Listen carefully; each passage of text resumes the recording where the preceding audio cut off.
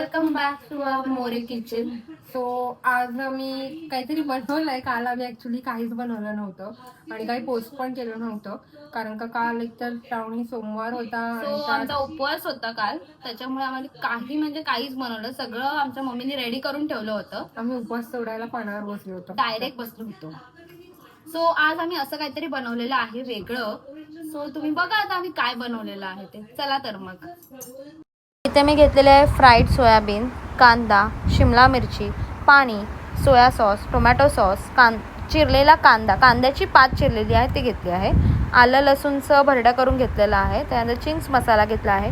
एका साईडला टोपामध्ये मी आता तेल टाकणार आहे, त्याच्यामध्ये आलं लसूणचा भरडा टाकणार आहे, तो मस्त फ्राय करून घेणार आहे. त्याच्यानंतर मी त्यामध्ये ॲड केला आहे कांदाही आपण फ्राय करून घेणार आहोत. त्याच्यानंतर मी त्यात ॲड केलेला आहे शिमला मिरची, थोडंसं मीठ. त्यानंतर ते फ्राय करून घेतल्यानंतर त्याच्यावर आपण थोडंसं झाकण ठेवणार आहोत, थोडासा 2 ते 3 सेकंद झाकण. त्यानंतर एका साईडला मी वाटीमध्ये पाणी घेतलं होतं, त्याच्यामध्ये मी चिंग्सचा पनीर चिली मसाला मिक्स करून घेणार आहे. पाण्यामध्ये मी ह्यासाठी टाकलं आहे जेणेकरून त्याची ग्रेव्ही आपल्याला लवकर तयार करता येईल. त्यानंतर तुम्ही बघू शकता मी इथे झाकण काढलेलं आहे कांदा आणि शिमला मिरचीचं.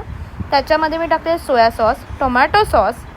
तर ते मिश्रण एकजीव करून घेणार आहे मी. टोमॅटो सॉस तुमच्याच आवडीनुसार तुम्ही टाकू शकता. आणि थोडा मला असं वाटलं की टोमॅटो सॉस कमी पडला आहे, सो मी अजून ॲड केला आहे. त्यानंतर मी त्याच्यामध्ये टाकणार हळद, तिखट मी जरा जास्त घेणार आहे, कारण की आपण टोमॅटो सॉस त्याच्यामध्ये ॲड केलेला आहे, सो ते थोडं गोड होतं. तर तिखट तुम्ही तुमच्या मनाने टाकू शकता. त्यानंतर आपण जो भिजवलेला चिंग्सचा मसाला होता तो ग्रेव्हीसाठी आपण टाकलेला आहे त्याच्यामध्ये. त्याच्याने सोयाबीन चिली जी आहे ती खूप सुंदर लागते. तुम्ही बघू शकता आपली ग्रेव्ही इथे रेडी झालेली आहे. तर यामध्ये मी सोया चंक्स टाकलेले आहेत फ्राईडवाले. तर फ्राईड करण्यासाठी मी काय केलेलं आहे, सोयाबीन भिजवलेले घेतलेले होते, त्याच्यामध्ये मी हळद, तिखट, मीठ, आलं लसूण पेस्ट आणि बेसन टाकलेलं आहे. आणि आपल्या त्याच्यामध्ये जसं भिजत जाईल तसं त्याच्यामध्ये पाणी ॲड केलं आहे. त्यानंतर मी ते एका कढईमध्ये तेल घेऊन त्याच्यामध्ये फ्राय केलेले होते.